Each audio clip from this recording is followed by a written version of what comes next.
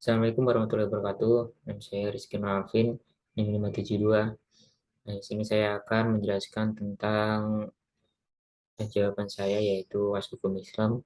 Yang pertama yaitu kaidah keyakinan beserta contohnya. Eh, Pengertian kaidah keyakinan secara bahasa adalah kemantapan hati. Diambil dari kalimat bahasa Arab yaitu yang artinya air itu tenang di dalam kolam, yakni juga dapat diartikan dengan ilmu yang tidak ada keraguan di dalamnya. Adapun secara bahasa artinya adalah keraguan dan kebimbangan terhadap dua hal yang tidak bisa dikuatkan salah satu dari keduanya.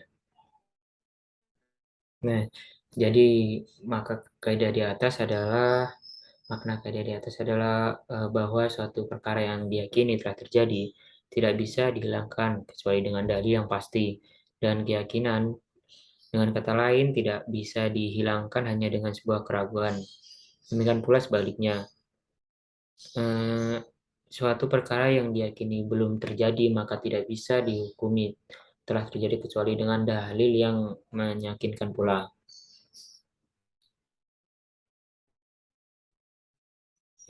Selanjutnya yaitu contohnya, apabila seorang telah yakin sebuah pakaian terkena najis, akan tapi dia tidak tahu di bagian mana dari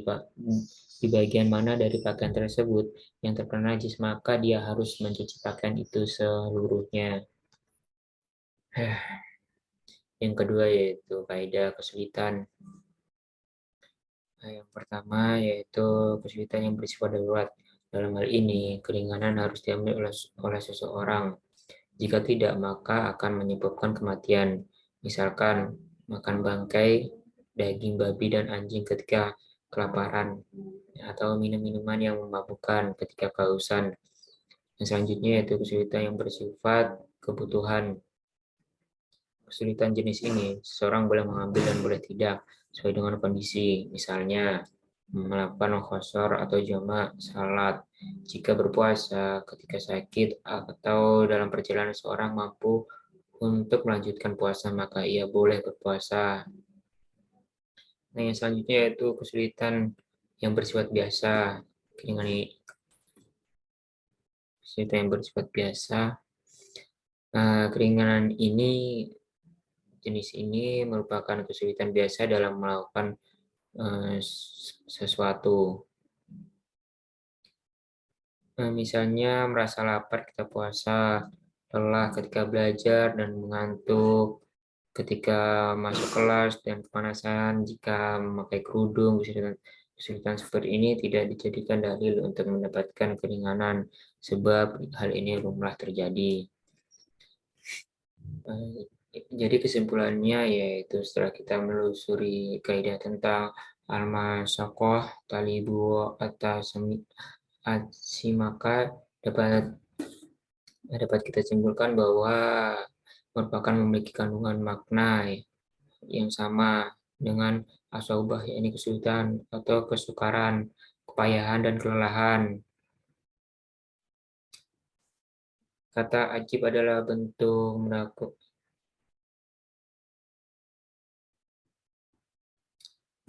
Selanjutnya itu nomor 3, konsep kaidah adat atau adat kebiasaan. Dalam adat dan urf merupakan dua istilah usuli yang keduanya memiliki terminologi tersendiri. Dalam kajian hukum Islam, ulama ikhtilaf berbeda pandangan mengenai apakah adat sama dengan urf. Secara garis besar, tidak ada perbedaan prinsipil antara adat dan urf. Adat tersendiri dilakukan satu orang atau kelompok, sedangkan urf bermakna sebagai kebiasaan yang dilakukan banyak orang atau kelompok dan timbul dari kreativitas atau imajinatif dalam membangun nilai-nilai budaya. Dalam pemetaan mengenai konsep urf, urf dibagi ke dalam beberapa macam pembagian dengan memandang beberapa aspeknya, dipandang dari cukupan, kuantitas terdapat urf umum dan urf khusus. Dilihat dari aspek cakupannya terdapat uruf wali atau kata-kata dan uruf fili atau perbuatan, dan tidak jika dilihat dari aspek boleh dan tidaknya dijadikan landasan hukum terdapat uruf fasid tidak baik dan uruf sahih baik. Dari ragam uruf ini terdapat syarat sehingga uruf dapat dijadikan sebagai sumber Islam, yaitu uruf harus berlaku terus-menerus atau kebanyakan berlaku. Uruf yang dijadikan sumber hukum bagi suatu tindakan harus terdapat pada waktu diadakannya tindakan tersebut. Tidak ada penegasan atau nas yang berlawanan dengan uruf dan pemakaian tidak akan mengakibatkan dikesampingkannya nas yang pasti dan syar'i. Nah, contohnya adalah dalam pakaian dalam pikiran masyarakat, misalnya ungkapan daging yang berarti daging sapi, padahal kata-kata daging menyakup puluhan daging yang ada. Yang selanjutnya nomor 4 yaitu konsep ijma. Secara bahasa, ijma berarti sebagai suatu hal berupa mengumpulkan berbagai macam perkara yang kemudian memberi hukum atas perkara tersebut, serta meyakini hukum tersebut. Sedangkan secara umum, ijma adalah sebuah kebetulan atau keputusan dari pendapat-pendapat yang berasal dari para ahli ulama ijtihad selain wafatnya Nabi Muhammad SAW serta menggunakan hukum syara. Makna eh, makna ijma adalah sepakat. Dalam kalimat ijma muslimun ala kadza artinya adalah mereka akan sepakat terhadap sebuah perkara atau masalah yang sedang terjadi. Dengan begitu, umat muslim menjadi lebih tenang ketika menghadapi suatu permasalahan dan tidak akan tersesat dan berjalan di jalan yang baik dan benar.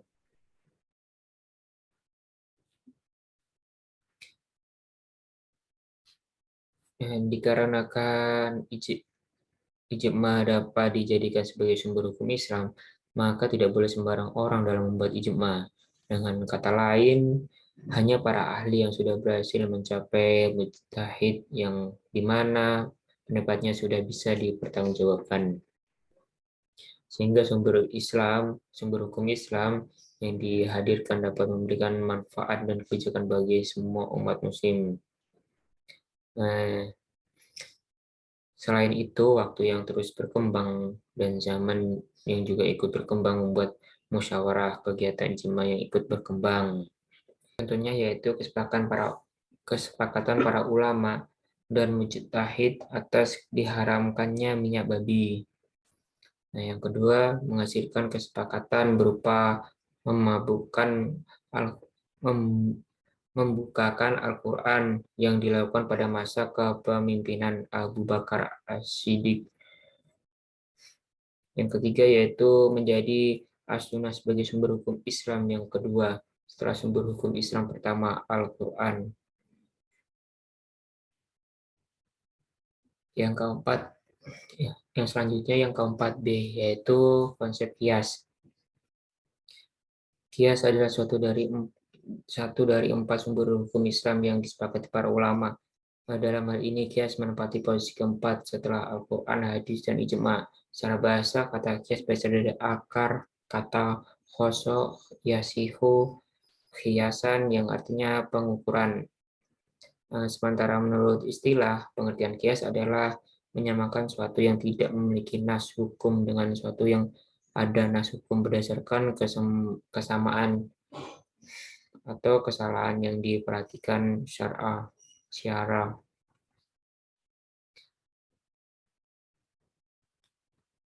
Yaitu kias sebagai dasar hukum Islam dan Al-Quran, hadis, dan ijma ternyata memiliki keistimewaan, yaitu tidak dibatasi oleh ruang dan waktu.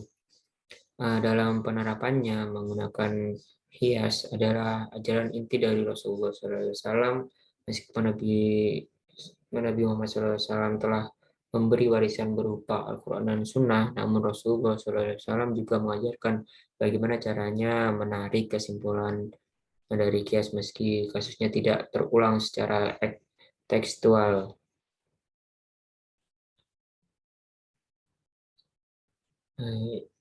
Ya, yang selanjutnya yaitu contoh dari kias. Yang pertama adalah menentukan narkotika sebagai barang haram atau minuman yang memabukkan. Yang kedua yaitu sewa menyewa ketika azan, salat jamaah memilih. Yang kedua yaitu sewa menyewa ketika azan, salat Jumat memiliki hukum makruh. Yang ketiga yaitu iliad adalah benang merah yang menjadi penghubung antara hukum air perasan buah anggur dan buah kurma dengan air perasan dari semua buah-buahan lainnya, di mana keduanya sama-sama memabukkan. Yang selanjutnya yaitu nomor 4C, konsep istisan. Secara etimologi merupakan bentuk mendasar dari atasin, yang berarti menganggap baik suatu atau mengira sesuatu itu baik.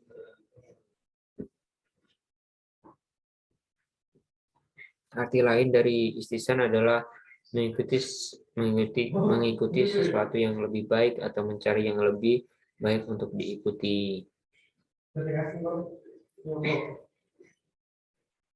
Dari definisi tersebut diketahui bahwa istisan dari bentuknya dapat terbagi menjadi dua macam, yaitu istisan yang merajihkan hias atau hati dari hias jadi yang demikian dinamakan istisan hias. Yang kedua yaitu merajihkan pengecualian hukum khusus daripada yang umum atau huli. Biasanya yaitu contoh dari ikhtisan. Yang pertama, Nabi melarang menjual sesuatu yang belum ada. Dalam hal ini termasuk ijroh, musakoh, muzaroh, dan lain-lainnya. Nah, tetapi karena masyarakat membutuhkannya, maka dimungkinkan sebagai pada khusus ini terjadi ikhtisan ijma. Yang kedua yaitu kasus orang yang makan dan minum karena lupa pada waktu ia sedang berpuasa. Menurut kaidah umum atau qiyas, puasa orang ini bakal batal karena telah memasukkan sesuatu ke dalam tenggorokannya dan tidak menahan puasanya sampai pada waktu berbuka. Akan tetapi hukum ini dikecualikan oleh hadis Nabi Shallallahu Alaihi Wasallam mengatakan siapa yang makan atau minum karena lupa, ia tidak batal puasanya karena hal ini merupakan rezeki yang diturunkan Allah kepadanya. Hadis riwayat Tirmidzi.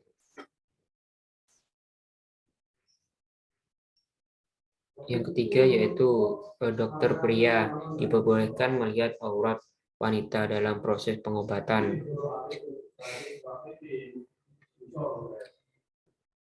Menurut kaidah umum, seseorang dilarang melihat aurat orang lain, tapi dalam keadaan tertentu seorang harus membuka bajunya untuk didiagnosa penyakitnya. Maka untuk kemaslahatan orang itu, kemaslahatan orang itu menurut kaidah istisan seorang dokter dibolehkan melihat aurat wanita yang datang berobat kepadanya. Yang selanjutnya yaitu nomor 4D, konsep istihab. Dalam Islam merupakan upaya mendekatkan suatu peristiwa hukum dengan peristiwa lainnya, sehingga keduanya dinilai sama hukumnya.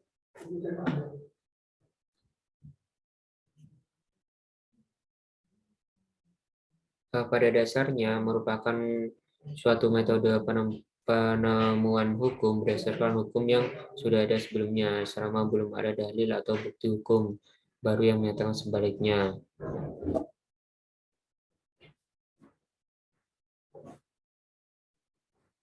Konsep konsep istihad sebagai metode hukumnya mengandung tiga pokok, yakni yang pertama waktu. Waktu istihad menghubungkan tiga waktu sebagai satu kesatuan, yaitu waktu lampau, sekarang, dan yang akan datang. Ketiganya dalam istihad dianggap sama nilainya sampai terbukti ada perbuatan karakteristik hukum yang melekatnya. Yang kedua yaitu ketepatan hukumnya. Ada dua ketepatan hukum, yaitu ketepatan hukum boleh isbat dan ketepatan hukum yang tidak memperolehkan atau nafi. Yang ketiga yaitu dalil. Dalil istihad sebagai metode penerapan hukum berpusat pada pengetahuan seorang atau dalil hukum. Pengetahuan inilah yang menjadi kerangka dasar dalam menetapkan posisi hukum alasannya.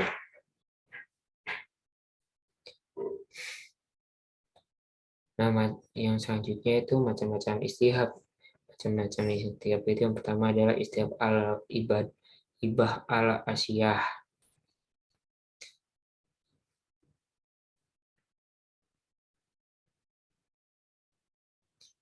Yang selanjutnya itu contoh dari istihad atau contoh penerapan istihad.